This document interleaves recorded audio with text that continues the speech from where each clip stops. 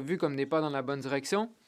Je m'excuse d'interrompre le député. Nous sommes maintenant rendus aux questions orales. Le député aura 5 minutes après les questions orales. I recognize the member for... Le député de South Surrey White Rock. Merci, Monsieur le Président. Je prends la parole aujourd'hui pour la première fois au cours de la 45e législature avec gratitude et humilité. Je suis le premier député libéral à l'emporter dans ma circonscription depuis 70 ans. À la population de ma circonscription, merci de m'avoir accordé votre confiance. C'est un honneur de vous représenter. Aux bénévoles, à ma famille, aux partisans extraordinaires, merci beaucoup pour votre temps, votre énergie et votre dévouement sans faille. Je n'aurais pas pu y arriver sans vous. Mon travail à la Chambre a déjà commencé. Mes priorités pour South Surrey White Rock comprennent la protection de nos communautés frontalières, le logement, l'abordabilité et la création de quartiers plus sûrs et plus sécuritaires. J'aimerais également souligner que cette semaine, nous célébrons la Semaine nationale de l'accessibilité, qui est l'occasion de rendre hommage à la contribution des personnes en situation de handicap et de réaffirmer notre engagement à bâtir des collectivités plus inclusives et plus accessibles. Je tiens à remercier Stéphanie Cadieux, ma chère amie et responsable de l'accessibilité au Canada, pour son leadership et son engagement sans faille. Le député de Richmond Centre, Marple. Monsieur le Président, j'aimerais parler d'une urgence nationale qui touche des familles. Je parle de la crise de la drogue. J'ai bien écouté le discours du trône et j'ai été déçue et alarmée. Cette crise doit être reconnue. C'est une tragédie. On parle de 15 000 vies perdues au cours de la dernière décennie. Des Canadiens décédés de surdose. C'est plus que tous les soldats canadiens qui sont morts à la Deuxième Guerre mondiale.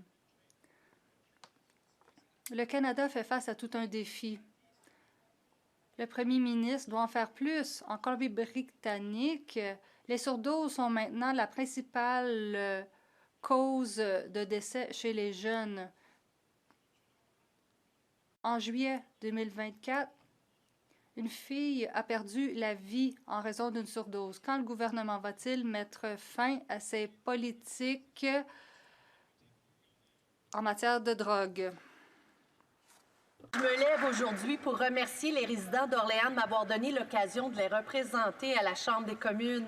C'est un immense honneur et un privilège et je leur suis reconnaissante de leur confiance. Je tiens également à remercier mon équipe de campagne et les centaines de bénévoles qui ont pris le temps jour après jour de venir nous aider à partager notre message. Durant la campagne, les gens d'Orléans m'ont partagé leurs préoccupations et m'ont donné un mandat clair. Et nous livrons déjà sur ces préoccupations par une réduction d'impôts, l'élimination de la TPS pour les acheteurs d'un premier logement et réduire les obstacles fédéraux au commerce intérieur. Et concernant la souveraineté de notre pays, comme le dit notre hymne national et comme l'a réitéré le roi Charles III dans le discours du trône, le Grand Nord est bel et bien fort et libre, et je dirais, le restera à jamais. Merci, Monsieur le Président. For long range...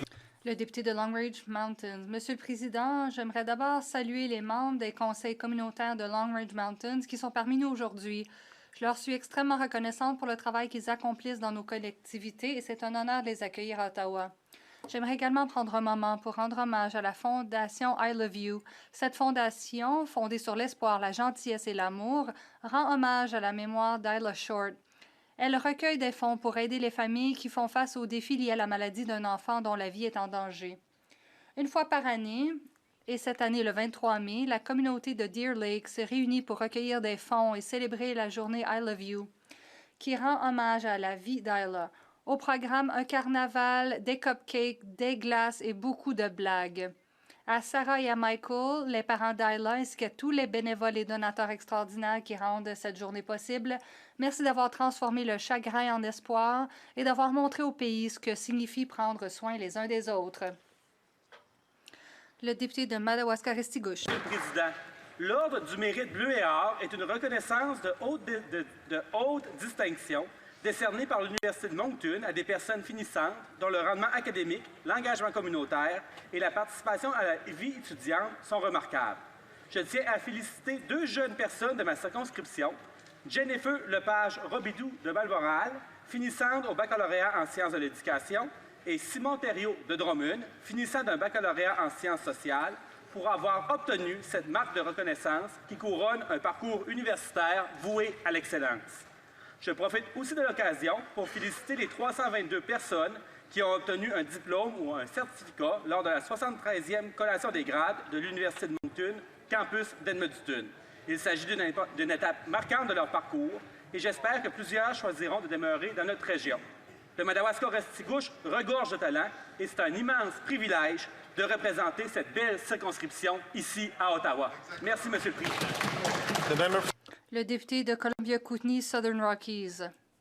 Au nom de mes collègues anciens et actuels, je prends la parole pour rendre hommage à Jim Gook, ancien député qui est décédé le 27 mai après avoir mené un combat courageux contre le cancer. Jim a été élu pour la première fois en 1993 comme député de Kootenay-West-Revelstoke. Il a exercé ses fonctions pendant 12 ans, représentant ensuite l'intérieur sud de la Colombie-Britannique. Avant de se lancer en politique, Jim a travaillé comme contrôleur aérien. Sa connaissance approfondie du secteur des transports au Canada lui a valu le respect de tous les partis. Parlementaire dévoué, il a siégé à de nombreux comités, toujours soucieux de fournir des conseils avisés et éclairés au gouvernement. Dans son discours inaugural, il a déclaré « Ceux qui viennent de ma circonscription savent à quel point elle est incroyable. Ceux qui viennent d'ailleurs se trompent en croyant que leur circonscription est aussi formidable. » Lorsqu'il a pris sa retraite en 2005, Jim a déclaré qu'il était temps de profiter de la vie avec sa femme Anne et de s'adonner à ses 3 passions, le jardinage, le golf et ses petits-enfants. Jim laisse derrière lui un héritage de service, d'intégrité et de dévouement. Nous présentons nos sincères condoléances à sa famille. Qu'il repose en paix. Le député de Baie-de-Quinte. Mr. Speaker, I rise. Je prends la parole aujourd'hui pour la première fois en tant que député de la grande circonscription de Baie-de-Quinte. Je suis submergée de gratitude et d'optimisme lorsque je regarde cette 45e législature, tous ces nouveaux visages et ceux que je retrouve avec lesquels je vais travailler pour bâtir ensemble un meilleur Canada. Je tiens également à remercier mon épouse Sandy et mes filles Nicole et Rachel. Je veux aussi remercier les bénévoles infatigables qui ont contribué à cette victoire dans la baie de Quinte. Je ne serais pas ici sans vous tous. Monsieur le Président, je tiens à souligner que le mois de juin marque le début de la saison de la fierté ici au Canada. C'est le moment de célébrer le dynamisme et la contribution des communautés 2S, LGBTQIA+, de ma communauté et de tout le Canada.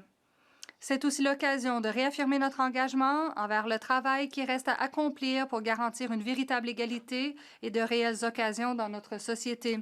Ce dimanche, la Semaine de la fierté commence dans la baie de Quinte avec des événements organisés dans toute la région. Le député de Bellechasse et Setchemay-Lévis. Après un discours du trône qui semblait inspiré de la prudence budgétaire que prône le Parti conservateur, les gestes posés par le nouveau premier ministre ont vite dissipé les espoirs. Promesse de rigueur le matin, explosion des dépenses l'après-midi, 6 milliards de dollars de plus pour des consultants pendant que des familles de Lévis doivent faire la file pour un panier de nourriture. On avait cru un instant que le premier ministre avait enfin compris la logique conservatrice, réduire le fardeau fiscal en réduisant la taille de l'État. Mais il ne l'a comprise qu'à moitié. On ne coupe pas les impôts tout en gonflant les dépenses, Monsieur le Président. Ce n'est pas de la responsabilité, ça, c'est de l'inflation. Et cette inflation libérale incontrôlée a fait doubler le nombre d'usagers des banques alimentaires dans certains organismes de ma circonscription en seulement 3 ans. Le premier ministre semble poursuivre dans la même direction que M. Justin Trudeau. Les Canadiens méritent mieux, cette Chambre mérite des réponses et surtout, elle mérite un budget ce printemps, Monsieur le Président. Le député pour Rimouski, la Matapétia. Monsieur le Président, c'est avec une immense fierté que je prends la parole alors que Rimouski accueille pour la 2e fois après 2009 la Coupe Mémorial, un événement incontournable du hockey junior canadien. Depuis le début du tournoi, notre région démontre qu'en dehors des grands centres, on voit les choses en grand et c'est déjà un succès retentissant. À l'occasion, le Bas-Saint-Laurent devient terre de champions.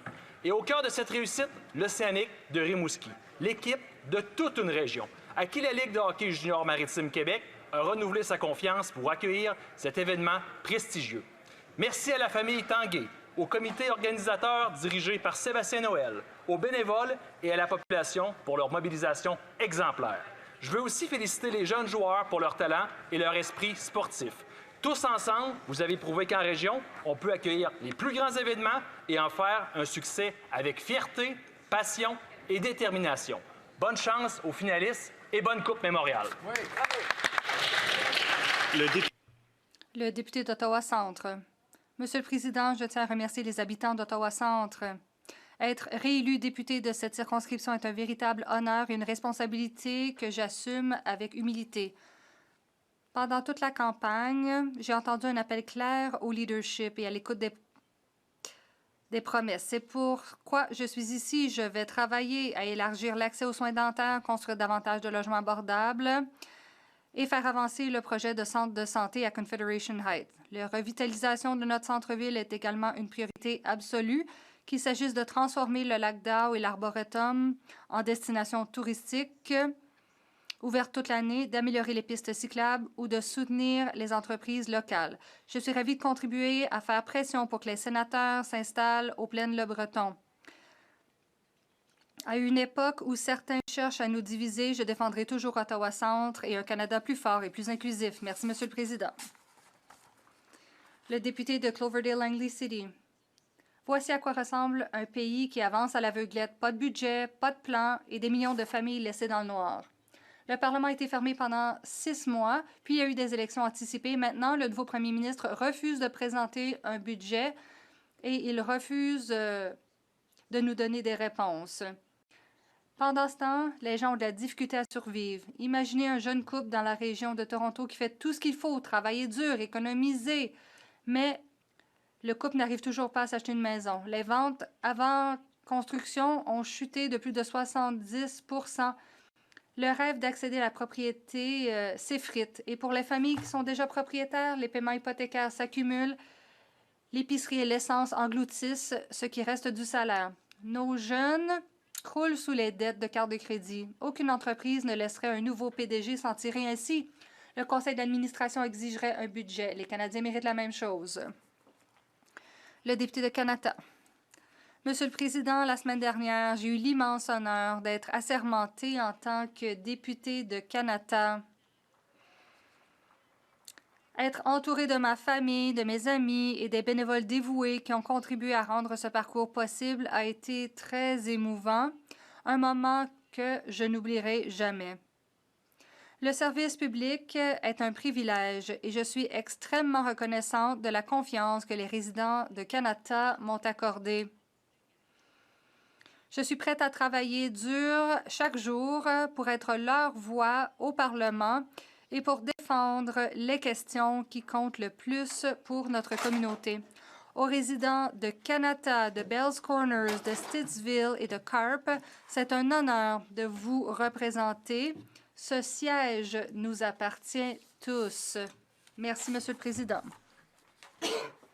Le député de Elgin-St. Thomas, London Sud. Il s'avère que le premier ministre disait la vérité lorsqu'il affirmait être différent de Justin Trudeau. En réalité, il est pire. Cette semaine, le premier ministre a présenté son premier projet de loi de dépenses, appelé Budget principal des dépenses pour l'année à venir. Il s'agit d'un projet de loi de dépenses d'1 demi-billion de dollars sans budget. Il impose aux Canadiens une augmentation des dépenses, soit près de 3 fois plus que l'inflation et la croissance démographique combinée. Les maires seuls, les personnes âgées, les propriétaires de petites entreprises doivent établir un budget avant de dépenser. Pourquoi le premier ministre ne peut-il pas faire de même? Tout cela venant de celui qui se disait l'homme qui avait un plan. Le premier ministre prétendra qu'il s'agit d'investissements qui amélioreront la vie des Canadiens, mais les seuls qui s'enrichissent sont les consultants du gouvernement qui recevront cette année la somme record de 26,1 milliards de dollars, soit 36 % de plus que ce que Trudeau leur a donné. Monsieur le Président, cela représente 1 400 $ provenant de chaque ménage canadien qui iront consultants. Les actionnaires de Brookfield n'auraient jamais accepté cela. Le député de London Centre. Monsieur le Président, j'ai eu l'honneur d'être élu pour un 4e mandat. Je représente la circonscription de London Centre. Je remercie mes collègues. J'ai hâte de travailler avec tous les députés de cette Chambre. Je remercie ma famille et mon épouse Katie, ma fille Eva et tous les bénévoles qui ont consacré beaucoup de temps au porte-à-porte. Je remercie aussi les donateurs. Je sais que tous les députés sont tout aussi reconnaissants de leurs bénévoles. Rien n'arrive sans eux. Alors, nous accordons la priorité au commerce.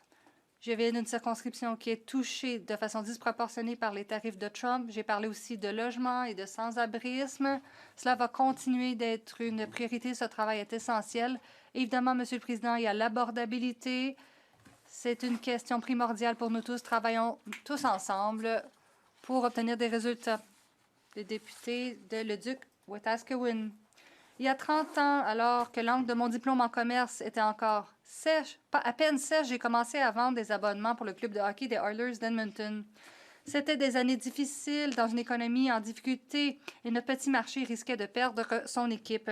Mais alors quelque chose de magique s'est produit. Les habitants d'Edmonton se sont mobilisés de manière spectaculaire, mettant en place des systèmes complexes de partage d'abonnements avec leurs familles, leurs amis et leurs voisins afin de doubler le nombre d'abonnements en quelques mois et de sauver les Oilers de la menace américaine. Au cours des 10 années que j'ai passées là-bas et des 20 années qui ont suivi, les fans des Oilers n'ont jamais failli dans leur soutien. Ces dernières années, ils ont été récompensés par l'une des équipes les plus passionnantes de l'histoire du hockey et peut-être même de tout le sport. Aujourd'hui, les Oilers sont à nouveau au bord de la gloire, avec toute une nation qui les encourage. Je sais que tous les députés qui sont rarement d'accord sur quoi que ce soit sont unis derrière cette remarquable équipe des Oilers, qui est sans aucun doute l'équipe du Canada la plus cruciale en ce moment. Ramenez la Coupe les gars.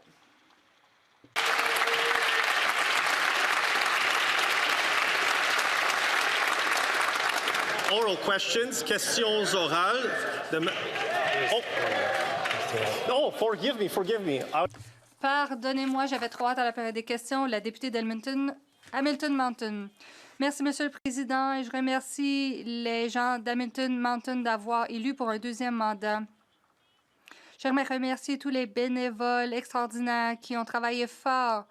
J'aimerais rappeler aux collègues et aux Canadiens qu'en fin de semaine, nous soulignons la Semaine nationale de l'histoire autochtone.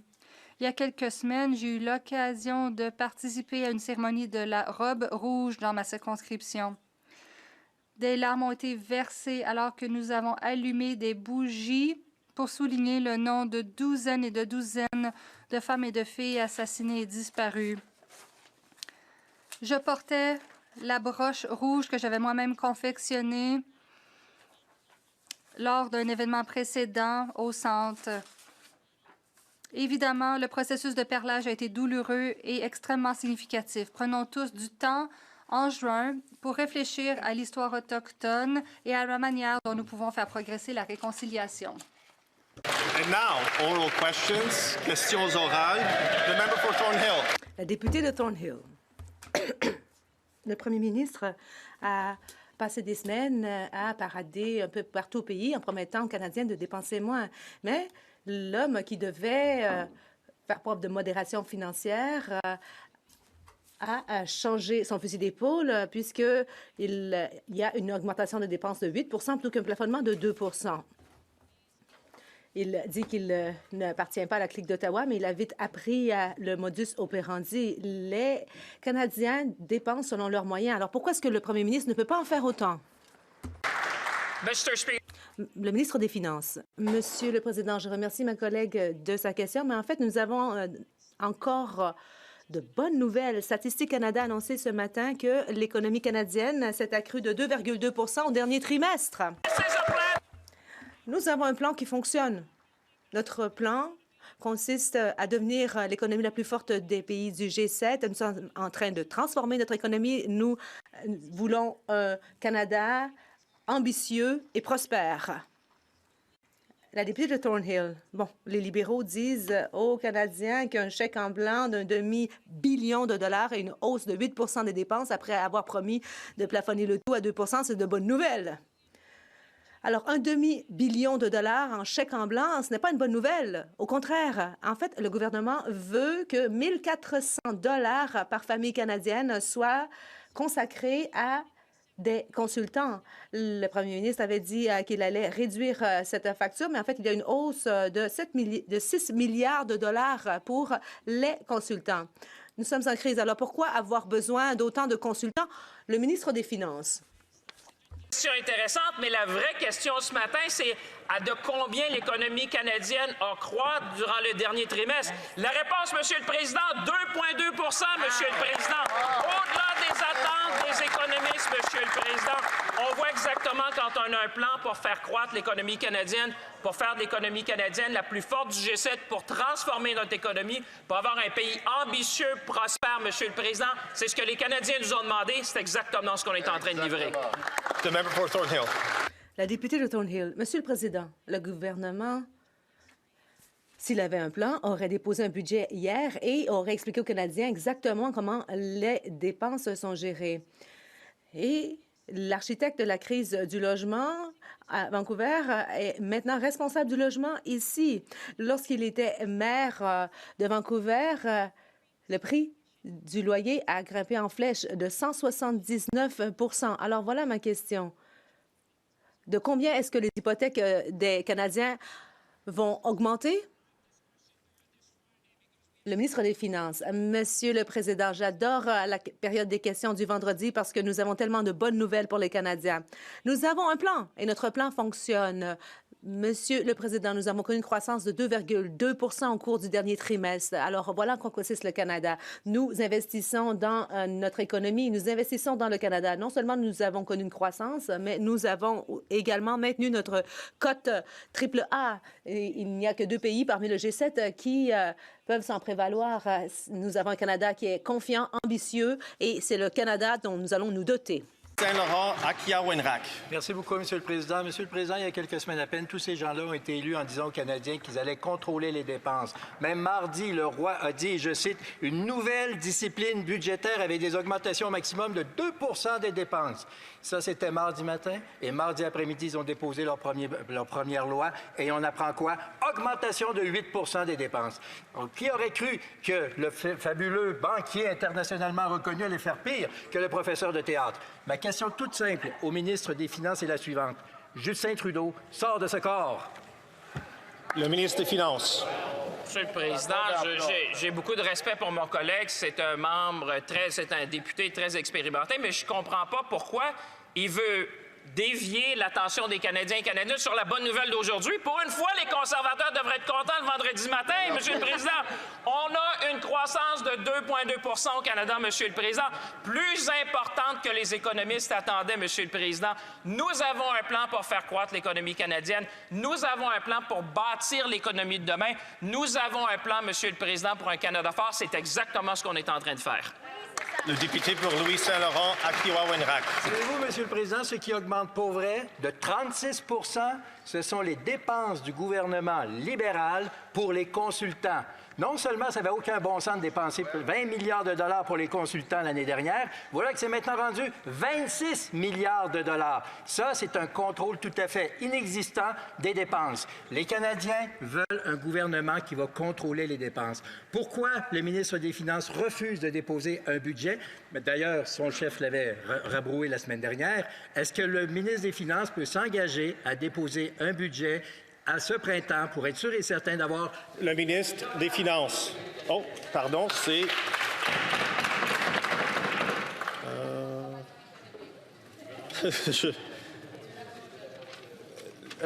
Honorable Minister, le ministre. Oui, merci beaucoup, Monsieur le Président. Ça me va. D'abord, je veux remercier mon collègue pour sa question. Il a parlé de théâtre. Je dois dire qu'il est quand même pas mal, lui aussi, en théâtre. On le voit à chaque période des questions, avec des effets de toge quand même fréquents. La réalité, c'est que le Parti conservateur a présenté un plan durant la campagne électorale qui ne valait pas le papier sur lequel il était écrit, une plateforme chiffrée qui a été ridiculisée par tous ceux qui savent compter à travers le pays. De ce côté-ci de la Chambre, Monsieur le Président, on a été élu avec un mandat très clair pour augmenter l'efficacité du gouvernement, réduire notre dépendance sur les consultants externes, mais donner les moyens à notre fonction publique d'accomplir l'agenda ambitieux qu'on a. Merci, Monsieur le Président. Le député pour Louis-Saint-Laurent, Akiwa-Wenrac. Monsieur le Président, ce n'est pas du théâtre, ce sont des faits. Lui-même disait qu'il avait, pendant la campagne électorale, dit qu'il allait réduire les contrats pour les consultants. C'est exactement le contraire. 36 % d'augmentation. Pour les gens qui nous écoutent à la maison, sachez que pour chaque famille Ces consultants-là, ça va vous coûter en taxes et impôts 1 400 $.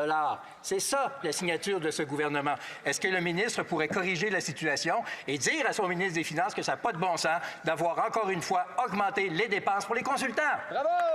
Ministre de la Transformation du gouvernement des Travaux publics et de l'approvisionnement. Merci, Monsieur le Président. Et d'abord, on a réduit l'utilisation de consultants, mais on a aussi été élus sur un mandat très ferme et très fort pour augmenter l'efficacité du gouvernement, notamment en utilisant de nouvelles technologies. Mais quand il parle des familles canadiennes, il faut savoir qu'on a déposé en cette Chambre cette semaine une mesure qui vise à donner à chaque famille canadienne en moyenne 840 $ avec une réduction d'impôts. Est-ce que les conservateurs vont appuyer cette mesure? C'est le gros bon sens. Merci, Monsieur le Président.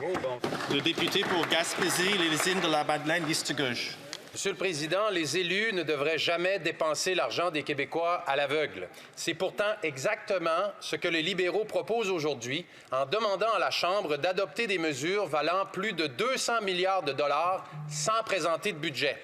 Pas de budget, ni même de mise à jour économique. C'est littéralement dépenser sans compter. Si le nouveau gouvernement veut rompre avec l'image frivole des années Trudeau, c'est mal parti. Est-ce qu'il va mettre carte sur table et dévoiler l'état exact des finances publiques aux Québécois? Oui, bravo. Le ministre des Finances. Monsieur le Président, j'ai énormément de respect pour mon nouveau collègue en Chambre, mais c'est bien parti parce que la première chose qu'on a fait, Monsieur le Président, c'est d'offrir une baisse d'impôts pour 22 millions de Canadiens et Canadiennes, dont des gens dans son comté qui vont être contents d'apprendre ça aujourd'hui, Monsieur le Président. 22 millions de Canadiens vont payer moins d'impôts, Monsieur le Président. C'est une mesure forte. Ce qu'on avait dit durant la campagne, c'est qu'on serait là pour assurer d'avoir plus d'abordabilité pour les Canadiens et Canadiennes. Chose promise, Monsieur le Président, chose faite. Alors, il devrait être content de supporter cette motion-là du gouvernement. Merci. Le député pour Gaspésie, les îles de la Madeleine, liste gauche.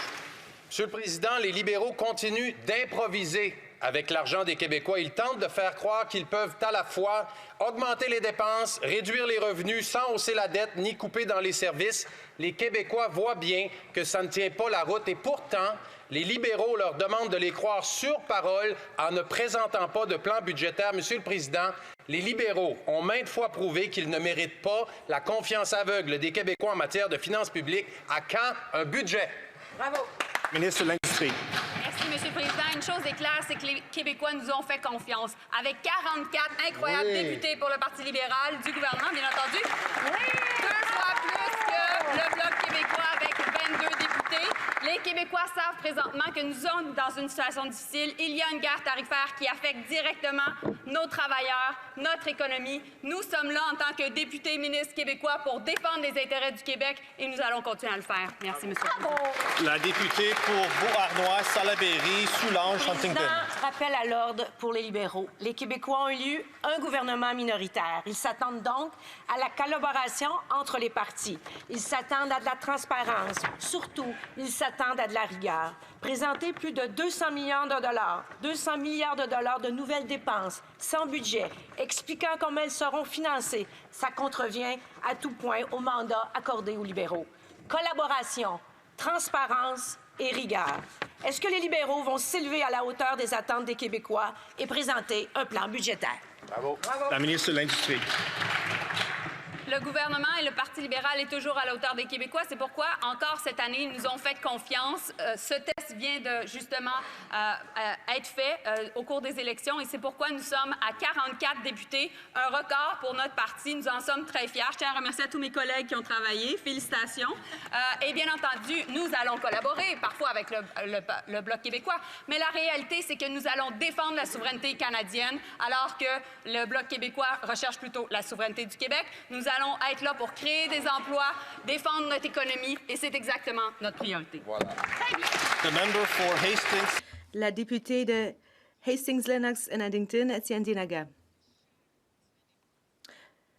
Le premier ministre s'est fait élire en promettant une transparence financière, de la responsabilité et de la reddition de comptes. Et un mois plus tard, le vernis craque, car il traite l'argent des contribuables comme un compte bancaire secret et louche appartenant à notre entreprise plutôt que comme les cordons de la bourse de notre pays. Monsieur le Président, dans quel monde est-ce que le premier ministre peut justifier de dépenser un demi-billion de dollars provenant des poches des contribuables, et ce, sans budget?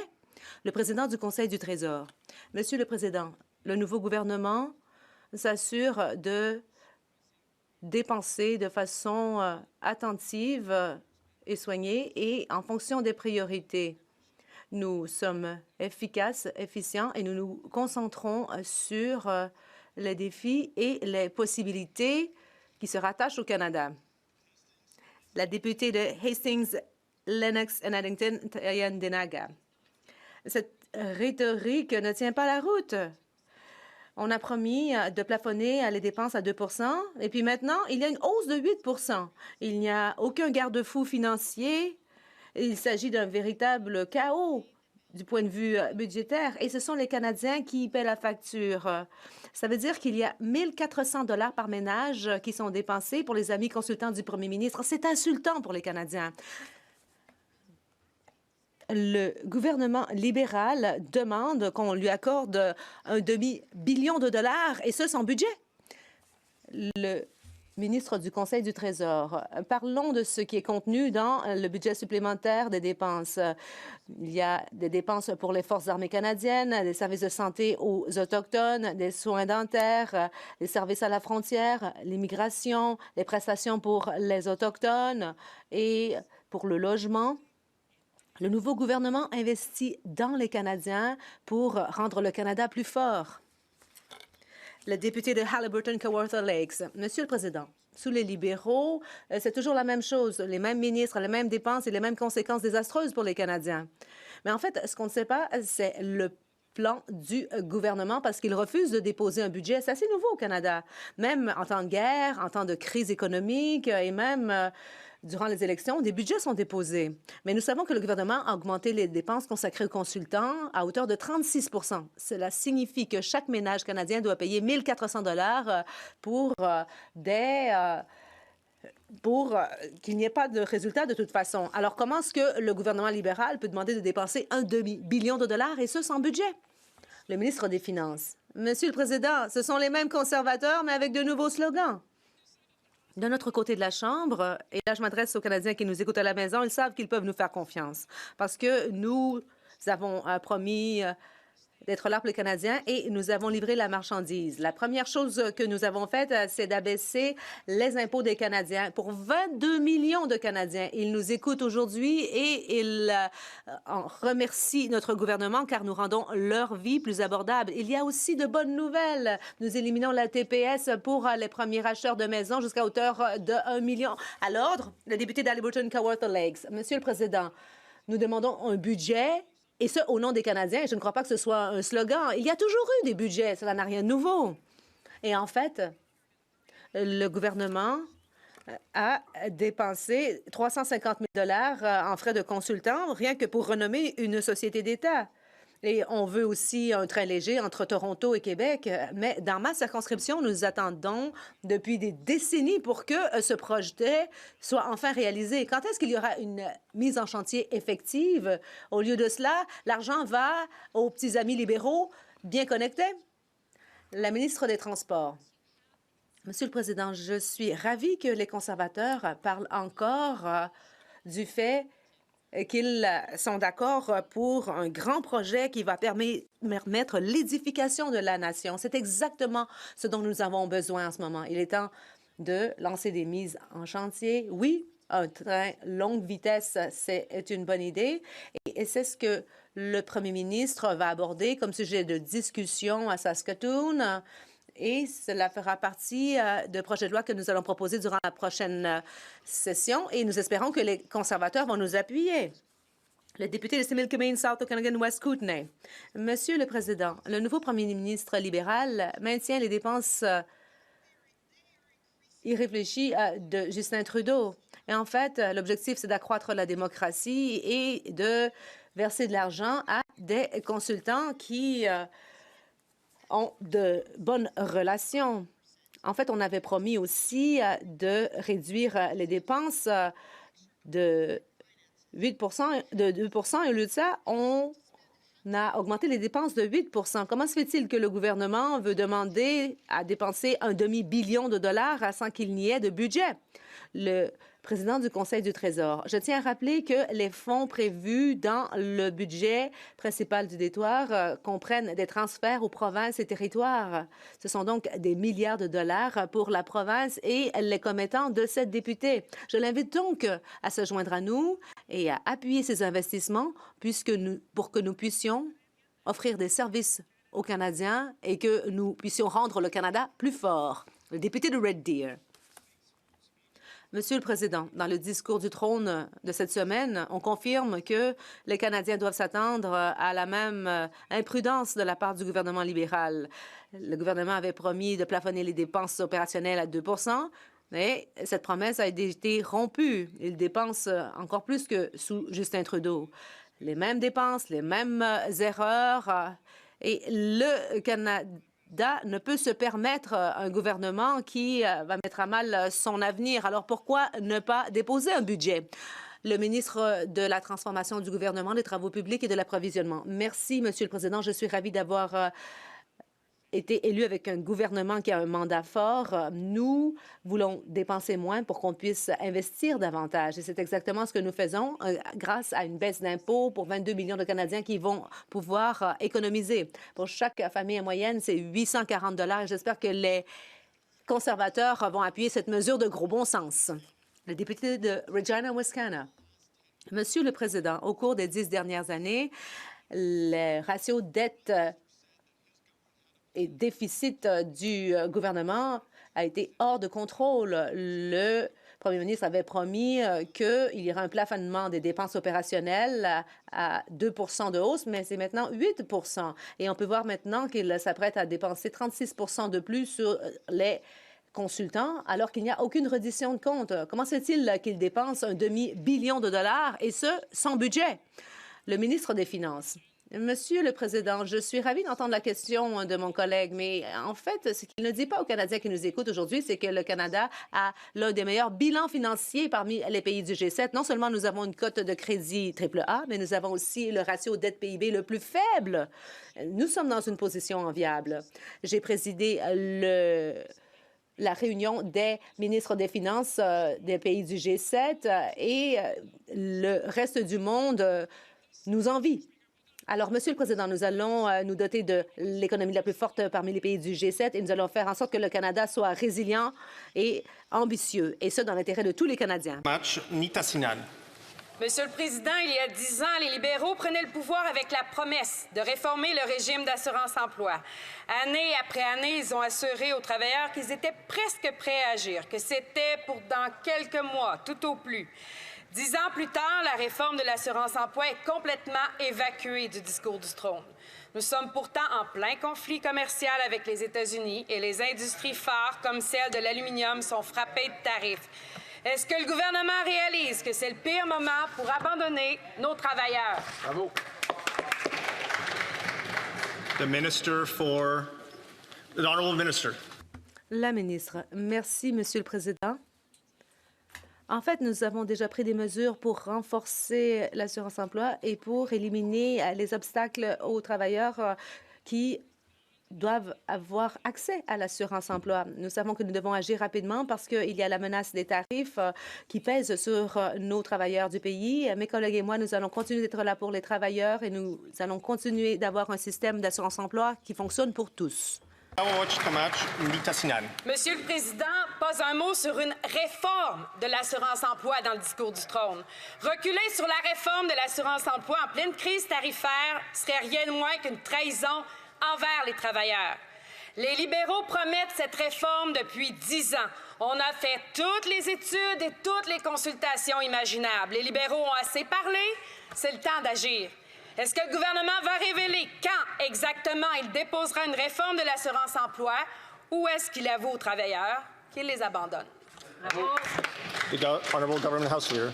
Le leader en chambre. Que dans cette époque d'incertitude pour ce qui est des tarifs et le commerce avec les États-Unis, il est essentiel de protéger nos travailleurs. C'est pour cela qu'on a rendu l'assurance-emploi plus facile d'accès. On a éliminé le temps d'attente, la semaine d'attente pour avoir accès à l'assurance-emploi et aussi les primes de départ ou la paye de vacances et tout ça, on ne considère plus cela pour que les travailleurs puissent bénéficier du système de l'assurance-emploi qui protège tous nos travailleurs. Bravo. The member for Niagara. Le député de Niagara Falls, Niagara-on-the-Lake. Monsieur le Président, dès le premier jour de son mandat, le Premier ministre a dit le ministre du Logement a dit que les prix des maisons n'avaient pas à descendre, mais qu'il s'agisse des paiements d'hypothèque, du loyer, tout est à la hausse. Et puis maintenant, le ministre du Logement veut travailler à ce que les prix restent élevés. D'après lui, combien de Canadiens doivent tomber en touche avant que le Premier ministre ne dépose enfin un budget?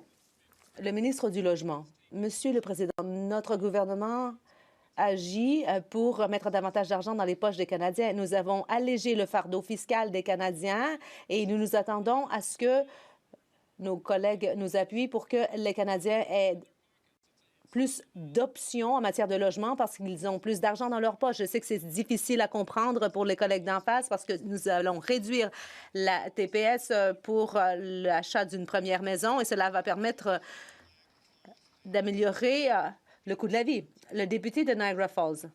Monsieur le Président, d'après Terranet, l'acheteur qui achète une première maison en moyenne en Ontario à 40 ans. C'est beaucoup plus vieux qu'avant. Et aussi, dans le Grand Toronto, les ventes sont pires que sous le crash des années 90. Et d'après l'Association de l'immobilier, les mises en chantier connaissent un record pour ce qui est du manque de mise en chantier. Alors, comment se fait-il que l'on puisse faire confiance au ministre du Logement alors que ce sont les libéraux qui ont eux-mêmes créé le problème? Le ministre du Logement. Monsieur le Président, j'ai été pendant 10 ans le maire de Vancouver et j'étais aux premières lignes de la crise du logement. Comme bon nombre de conseillers municipaux et de maires qui sont présents ici à Ottawa cette semaine, eh bien, nous n'avons pas toujours les outils pour gérer les crises. Et je suis ici maintenant pour faire en sorte que le gouvernement fédéral puisse apporter des changements à une échelle qui sera du jamais vu en une génération. Le député de Cowichan, Malahat Langford. Monsieur le Président, les libéraux ont doublé le prix des logements en 10 ans et le nouveau ministre prouve que le gouvernement n'a rien changé. À Vancouver, le logement est de 150 % plus élevé, les loyers de 50 % l'itinérance 40 % et nous devons répondre à la demande. Et à Langford, on cherche à ralentir le développement domiciliaire parce que on n'arrivera pas à suffire. Alors, il y a des Canadiens qui devront continuer de vivre dans la difficulté et auront de la difficulté à se trouver une maison. Alors, combien de temps est-ce que ça va prendre avant d'avoir un budget? Le ministre du Logement. Nous avons besoin de partenariat et de collaboration entre tous les ordres de gouvernement, le fédéral, les provinces et les territoires, et les villes, les collectivités autochtones. Et sur le terrain, il y a différentes difficultés. Moi, ce que j'ai connu lorsque j'étais maire, eh bien, le problème, c'était les conservateurs qui n'ont rien fait en matière de logement. Monsieur le Président, dès son premier jour en poste, le ministre du Logement a déclaré aux Canadiens que le prix des logements n'ont pas besoin de baisser. Il affirme que le marché du logement est stable. Pourtant, en Beauce, le pourcentage d'inoccupation est inférieur à 2 % dans plusieurs de nos villes.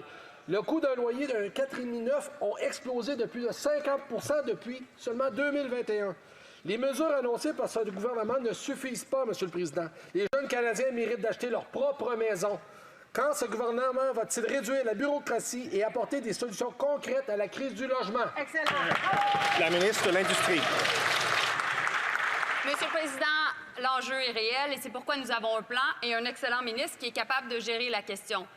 Entre-temps, nous allons travailler ensemble. Pourquoi? Parce que non seulement nous devons nous assurer de construire davantage de logements, d'avoir plus d'abordabilité dans le domaine de la construction, mais nous avons une opportunité extraordinaire d'aider des travailleurs entre-temps qui sont affectés par la guerre tarifaire de Trump. Et donc, dans les circonstances, nous allons créer une industrie de la construction pour aider les travailleurs dans le secteur du bois d'œuvre, dans le secteur de l'acier et dans le secteur de l'aluminium. Au plaisir de travailler avec mon collègue sur cette question. Exactement. Le député de Beauce.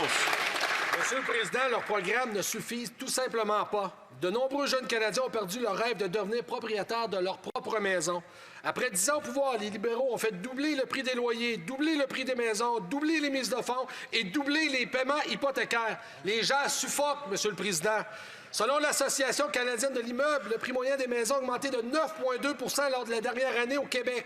Est-ce que le ministre du Logement croit que le prix des maisons doit baisser au Québec pour permettre à nos jeunes de réaliser leur rêve? Monsieur le ministre, oui ou non? Qui se lève? La ministre de l'Industrie. Merci, M. le Président. Vous savez, ce que les Québécois et les Canadiens veulent savoir, c'est comment on va les aider dans cette crise du logement et de l'abordabilité.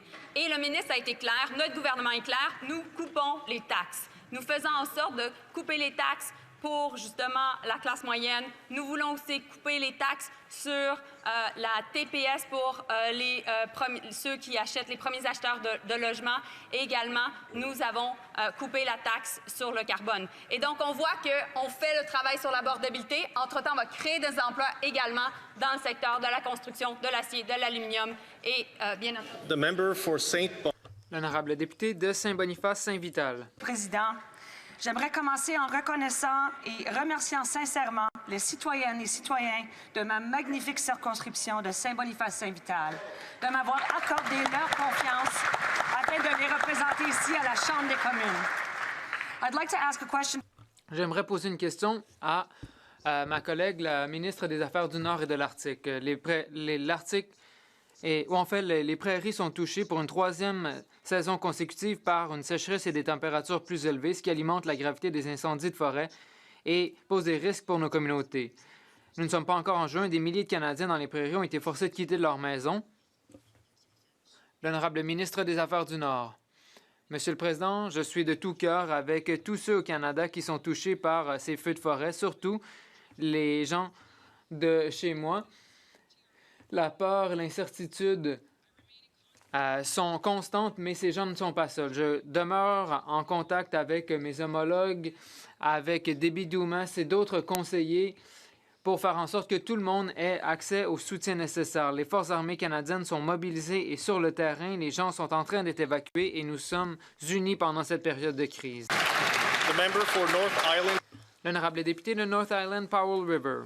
Après 10 ans de gouvernement libéral, Monsieur le Président, de nombreux Canadiens ne se sentent plus en sécurité dans leur propre communauté. Les crimes violents ont augmenté de 50 %, les homicides commis par des gangs ont augmenté de 78 %, les crimes commis avec des armes à feu de 116 %. C'est le résultat direct du système judiciaire libéral à porte tournante ou du système d'injustice, devrais-je dire, et des lois libérales qui servent les intérêts des criminels et non ceux des Canadiens. Donc, s'il s'agit vraiment d'un nouveau gouvernement, comme le prétend le premier ministre, s'engage-t-il à abroger la législation laxiste de Trudeau en matière de criminalité, comme les projets de loi C5 et C75? The Minister of Public Safety. L'honorable ministre de la Sécurité publique. Notre plan pour assurer la sécurité communautaire, c'est de faire en sorte que les criminels et les armes à feu ne se retrouvent pas dans les collectivités. Nous allons embaucher des milliers d'agents de la GRC et de la SFC. Nous faisons des partenariats avec les services policiers partout au pays pour lutter contre la criminalité, afin de faire en sorte qu'il soit plus difficile pour les récidivistes violents d'être libérés sous caution. Nous allons toujours être là pour protéger les Canadiens et les Canadiennes. Le député de North Island Powell River. Monsieur le Président, le ministre de la Sécurité publique actuel a dit pendant la campagne qu'il n'y avait rien de mal avec le système de mise en liberté sous caution au Canada. Il a même dit que c'était tout à fait sain. Et ce, malgré la vague meurtrière de meurtriers et d'autres attaques violentes commises par des personnes en liberté sous caution, et malgré le fait que les agents de première ligne demandent une réforme. Donc, est-ce que le premier ministre est d'accord avec son ministre de la Sécurité publique pour dire qu'il n'y a aucun problème avec les lois de mise en liberté sous caution, ou se range-t-il plutôt du côté des agents de première ligne? L'honorable ministre, Monsieur le Président, je suis toujours ravi En fait, je suis toujours déçu de voir les membres de l'opposition prendre quelque chose hors contexte. Le député conservateur dans ma circonscription ne s'est pas présenté au débat. Donc, rappelons les faits. En 2018, nous avons été élus pour rendre nos communautés plus sûres. C'est exactement ce que nous allons faire. J'ai eu l'occasion d'ailleurs de rencontrer avec le ministre d'État les membres de l'Association canadienne des services de police. Je travaillerai avec les forces de l'ordre partout au Canada pour rendre nos communautés plus sûres. L'honorable député Delmore Transcona. Monsieur le Président, après avoir frappé à des milliers de portes dans ma communauté au printemps dernier, j'ai entendu les mêmes préoccupations. Les gens s'inquiètent de la hausse de la criminalité. À Winnipeg, les crimes violents comme les agressions, les menaces et l'extorsion sont en augmentation. Un rapport d'Homicide Canada a montré qu'en 2024, Winnipeg a connu plus de 40 homicides pour la 6e année consécutive. En raison des projets de loi C5 et C75, les récidivistes violents sont simplement libérés dans la société. Quand les libéraux vont-ils faire passer les droits des victimes et des Canadiens avant ceux des criminels et des récidivistes? L'honorable ministre de la Justice. Monsieur le Président, j'aimerais d'abord remercier mes électeurs de m'avoir élu de nouveau à la Chambre des communes et comme première fois comme ministre de la Justice. Pendant la campagne, en parlant à mes électeurs, les gens me disaient que lorsque les criminels violents commettent des crimes violents, ils devraient rester derrière les barreaux. Et nous les avons écoutés. Nous augmentons les peines pour plusieurs infractions, comme les crimes sérieux et pour les récidivistes violents. Nous allons faire ce qu'il faut pour que les Canadiens et les Canadiennes se sentent en sécurité dans leur communauté. L'honorable député de Richmond-Centre-Marple. Monsieur le Président, depuis 2016, 50 000 Canadiens sont morts des suites d'une surdose, surtout en raison du fentanyl. La production de fentanyl, c'est un meurtre de masse. Les peines doivent être plus lourdes pour la production de plus de 40 grammes de fentanyl. Combien de Canadiens doivent mourir avant que le gouvernement du Canada appuie des peines plus lourdes pour la production de fentanyl? L'honorable ministre de la Sécurité publique. Monsieur le Président, la crise du fentanyl touche toutes les communautés, pas seulement au Canada, mais en Amérique du Nord et dans bien des parties du monde. Nous accélérons notre travail pour démanteler les réseaux de trafic du fentanyl et nous attaquons aux groupes qui en profitent. C'est pourquoi nous avons désigné 7 cartels comme organisations terroristes et je travaille de près avec le czar du fentanyl au Canada afin de démanteler les réseaux de fentanyl au Canada. Nous allons toujours être là pour protéger les Canadiens et les Canadiennes. L'honorable député de Portage-Lisgur. Comme la plupart des Canadiens, je ne cache pas mes avoirs dans des paradis fiscaux, aux Bermudes, aux îles Caïmans, et comme la plupart des Canadiens, je pense qu'il faut faire la lumière sur les actifs des gens qui nous gouvernent. Le premier ministre prétend que ces avoirs sont placés dans une fiducie sans droit de regard, mais ce sont les Canadiens qui sont laissés dans l'ignorance. Ils savaient quels étaient ces actifs avant de les mettre dans une fiducie. Donc j'aimerais obtenir une réponse à cette question simple. Est-ce que le premier ministre détient, sciemment ou aveuglement, des intérêts financiers dans des paradis fiscaux étrangers? Oui ou non? L'honorable leader du gouvernement à la Chambre. Monsieur le Président, de ce côté-ci de la Chambre, nous sommes fiers d'avoir un nouveau premier ministre qui a une vision claire pour notre pays, qui a un plan pour reconstruire notre économie, un plan pour s'attaquer aux défis présentés par les États-Unis, un plan pour rétablir la prospérité pour tous les Canadiens et toutes les Canadiennes, et bien sûr un plan pour se conformer pleinement avec le code d'éthique qui régit tous les parlementaires, code que, je le rappelle, est parmi les plus stricts au monde. Le premier ministre s'y conforme, le député devrait s'y conformer également. L'honorable député de Portage-Lisgur. Je peux rassurer mon collègue que moi, je n'ai aucun actif à l'étranger. Mais nous savons que le premier ministre a été impliqué dans la création de paradis fiscaux pour éviter de payer des impôts au Canada. Nous savons qu'il détient des actions de Brookfield qui est truffé de conflits d'intérêts. Et il reçoit une rémunération de ces conflits d'intérêts. Nous savons qu'il a refusé de parler de Brookfield pendant le débat, donc les Canadiens méritent de savoir s'il a des avantages financiers de contrats actuels ou futurs de Brookfield avec le gouvernement du Canada. Est-ce que le premier ministre va être honnête et dire aux Canadiens quels actifs il détient? L'honorable leader du gouvernement. Monsieur le Président, le premier ministre a été gouverneur de 2 banques centrales, a été un homme d'affaires avec une longue carrière. Il a décidé de revenir dans le service public. Il a d'ailleurs un plan clair pour rétablir l'économie canadienne et c'est ce sur quoi se concentre le premier ministre. Il se conforme également pleinement avec le code éthique qui régit les parlementaires. C'est d'ailleurs l'un des codes les plus stricts au monde. Les Canadiens et les Canadiennes devraient en être rassurés. L'honorable député de Leduc-Wetaskiwin. Si le premier ministre a un plan, on aimerait bien le voir au Parlement, Monsieur le Président. À la veille des élections, le premier ministre s'est rendu à la radio des Oilers d'Edmonton et interrogé sur le pétrole, il a dit « Il y a une énorme opportunité. Si vous regardez dans l'Est, en particulier au Québec, ils importent environ 360 000 barils de pétrole par jour, 70 % en provenance des États-Unis. » Donc, il a maintenant un ministre du Québec qui me regarde et qui se dit complètement en désaccord avec cette affirmation. Mais il a dit que les ressources pétrolières devraient demeurer dans le sol. L'honorable ministre de l'Énergie et des Ressources naturelles.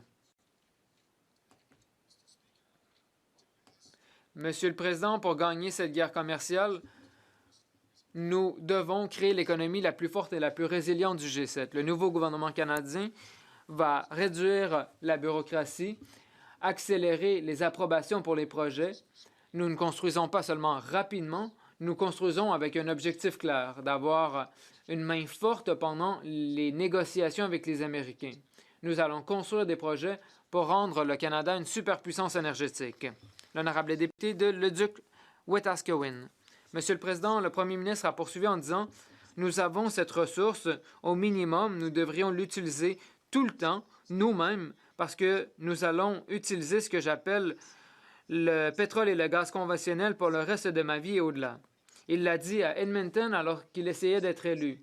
Mais il a tendance à dire qu'il faut laisser le pétrole et le gaz naturel dans le sol. Quand le gouvernement va-t-il finalement abroger le projet de loi C-69 afin de créer les conditions nécessaires à la réalisation de cette opportunité massive? Le ministre de l'Énergie et des Ressources naturelles. Monsieur le Président, j'aimerais féliciter les Oilers d'Edmonton. Monsieur le Président, mon objectif, c'est de construire là où il y a des acteurs qui veulent construire. Nous allons nous protéger des tarifs américains. J'encourage mes collègues conservateurs à se joindre à nous pour créer l'économie la plus forte du G7. L'honorable député de Saskatoon-Ouest. Monsieur le Président, le secteur de l'énergie et l'économie du Canada continue d'être freiné par les lois anti-énergie des libéraux comme la taxe industrielle sur le carbone et le projet de loi C-69. À cela s'ajoute le plafonnement de la production d'énergie de Justin Trudeau qui pourrait supprimer 54 000 emplois. Le nouveau premier ministre se présente comme l'anti-Trudeau.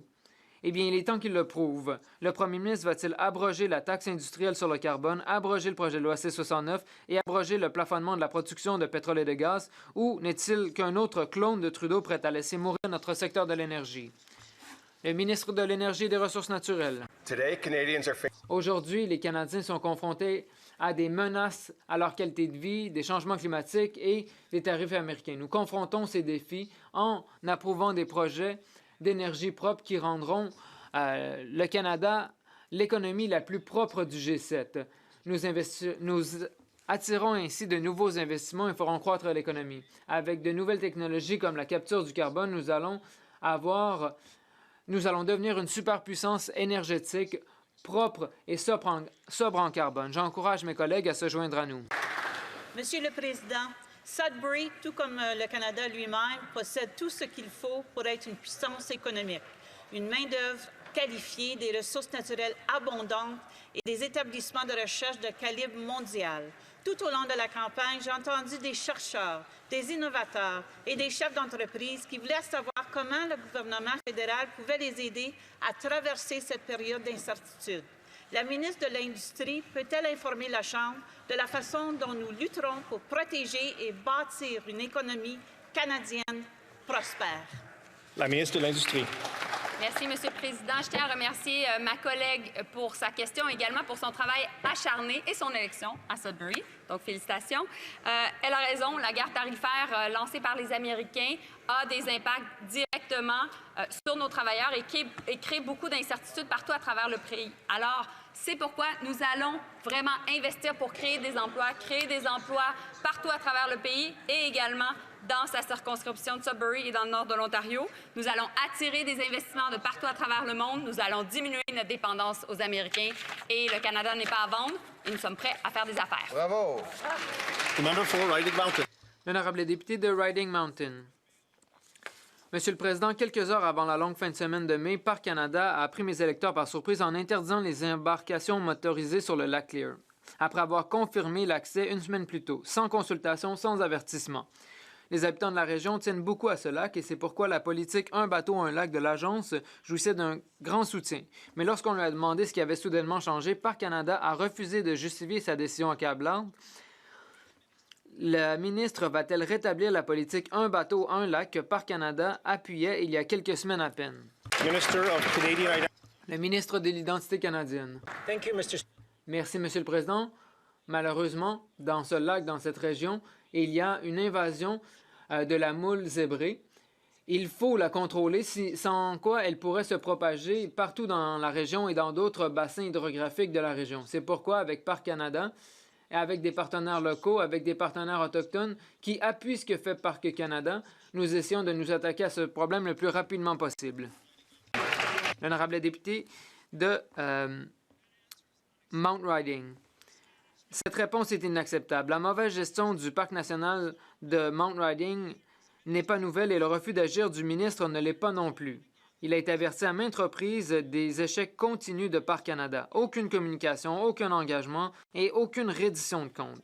Chaque fois que les Canadiens tirent la sonnette d'alarme, le ministre insiste sur le fait que les choses vont s'améliorer. Mais rien ne s'améliore jamais. Le ministre va-t-il enfin prendre ses responsabilités et remplacer le directeur du Parc national du Mount Riding pour rétablir la confiance? Le ministre de l'Identité canadienne. Monsieur le Président, ce que le député d'en face dit n'est tout simplement pas vrai. Nous travaillons avec les autorités locales. Parc Canada a offert un financement pour compenser certaines des pertes l'année dernière en raison de la fermeture du parc. Nous essayons de nous attaquer à une crise et c'est irresponsable de la part du député de suggérer qu'on devrait simplement laisser la moule zébrée se propager partout en Manitoba. Imaginez les répercussions sur l'eau potable, sur les commerces, sur les habitants. C'est absolument irresponsable, Monsieur le Président. Parkland. L'honorable député de Parkland. Monsieur le Président, des incendies ravagent les prairies. Je sais que je parle au nom de tous les députés en disant que je suis de tout cœur avec les personnes touchées et ceux qui travaillent sans relâche pour protéger nos communautés. À la suite de l'incendie de Jasper, nous avons découvert les conséquences dévastatrices d'une mauvaise gestion forestière qui n'a pas permis d'éliminer les pans entiers de forêts mortes. Les experts tirent la sonnette d'alarme. Les communautés des parcs nationaux comme Banff risquent de subir des menaces semblables cet été. Le gouvernement peut-il nous dire quels préparatifs ont été entrepris par Parc Canada pour protéger les communautés contre les incendies de forêt? L'honorable ministre de la Résilience. Monsieur le Président, je suis de près la situation des incendies de forêt et je suis en communication étroite avec mes homologues provinciaux. Les Forces armées canadiennes sont en train d'évacuer les Premières Nations et les autres communautés touchées par les incendies. Quitter son foyer dans ces circonstances est extrêmement difficile et notre gouvernement continuera d'appuyer et de protéger tous ceux et toutes celles qui sont touchés par les incendies de forêt. Rien n'est plus important pour notre gouvernement que d'assurer la sécurité des Canadiens. L'honorable député de Don Valley Nord. Monsieur le Président, en faisant du porte-à-porte dans Don Valley Nord, j'ai entendu de nombreux électeurs dire que l'accès au logement était leur priorité. Comme tous les autres députés de ce côté-ci de la Chambre, je suis fier de faire partie d'un gouvernement qui a présenté le plan de logement le plus ambitieux que notre pays ait connu depuis la Deuxième Guerre mondiale. Le ministre du Logement et des Infrastructures peut-il dire à mes électeurs ce qu'ils peuvent attendre de ce plan? Le ministre du Logement. Monsieur le Président, je remercie ma collègue pour sa question. Je remercie les électeurs de Don Valley Nord de l'avoir élu en cette Chambre. Nous allons construire des centaines de milliers de nouvelles maisons plus abordables partout au pays. Nous allons doubler le nombre de logements hors marché. Nous allons créer rapidement le programme Créer Maison Canada pour construire des logements abordables à grande échelle, y compris sur des terrains publics et dans des structures existantes. Nous allons réduire de moitié les taxes municipales en travaillant avec les municipalités et nous en ferons bien plus. Pour Mégantic, l'érable, Lotbinière. Le 6 juillet 2013, la ville de Lac-Mégantic a vécu la pire tragédie ferroviaire de l'histoire canadienne. 47 personnes ont perdu la vie. 4 344 jours plus tard, malgré les engagements politiques et plusieurs motions unanimes de la Chambre, les citoyens de Lac-Mégantic attendent toujours le début des travaux de la voie de contournement pour sortir le train du centre-ville. On va la faire, disait Justin Trudeau le 11 mai 2018 devant les citoyens de Lac-Mégantic. Quand la nouvelle et 5e ministre libérale des Transports va-t-elle venir à Lac-Mégantic pour donner l'heure juste aux citoyens et expliquer pourquoi les trains circulent toujours au centre-ville? La ministre du Transport. Merci pour la question. C'est vraiment un enjeu très sérieux. Et en tant que nouvelle ministre des Transports, je voudrais commencer en exprimant mes sympathies très, très sincères à tous les gens au Lac-Mégantic qui ont souffert beaucoup.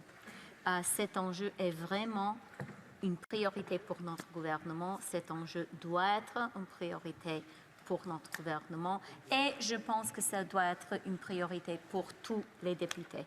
On va le faire. L'honorable député de Courtenay-Alberni. Monsieur le Président, hier, j'ai déposé le premier projet de loi d'initiative parlementaire qui vise à faire en sorte que les dépendances, que les services pour les dépendances et la santé mentale deviennent un droit. Il faut que la santé mentale soit traitée comme un soin compris dans notre système d'assurance santé.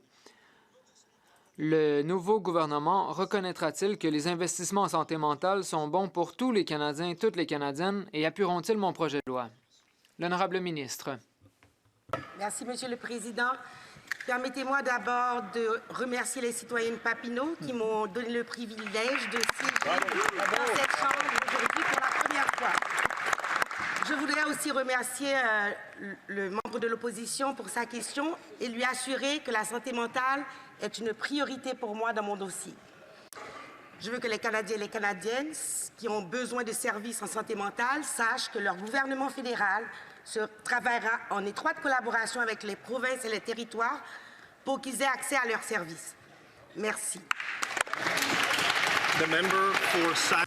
L'honorable député de Saanich Gulf Islands. Merci, Monsieur le Président. La Saskatchewan et le Manitoba sont en train de brûler. Il y avait très peu de mots dans le discours du trône sur le climat, rien sur l'accord de Paris et aucun engagement pour réduire nos émissions de 40 % d'ici 2030. En novembre 2024, nous n'étions qu'à 7 % sous les seuils de 2005. Quand le gouvernement va-t-il présenter un plan? Jusqu'à présent, ils ont coupé la seule mesure qui fonctionnait, la ministre de l'Environnement et des Changements climatiques. Monsieur le Président, comme la députée l'a dit, il y a des feux de forêt un peu partout au Canada. Cela nous rappelle à quel point les changements climatiques sont importants, à quel point il est important de lutter contre les changements climatiques pour assurer l'avenir de notre pays. Je suis pleinement engagé à travailler avec les provinces, les territoires et les peuples autochtones pour réduire nos émissions, lutter contre les changements climatiques et assurer la sécurité des Canadiens. À la période de questions, that is the question period. So, daily routine of business. Affaires courantes. Dépôt de documents. Introduction. Dépôt de projet de loi émanant du gouvernement. Déclaration de ministre. Délégation interparlementaire.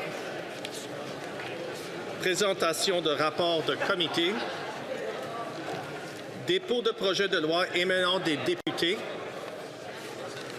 First reading of Senate. Première lecture de projet de loi d'intérêt public émanant du Sénat. Motion. Présentation de pétition. Le député de Courtenay-Alberni. Monsieur le Président, cette pétition date, mais elle est importante. Les pétitionnaires disent qu'ils sont touchés par la violence qui a coûté la vie à des milliers de personnes à Gaza.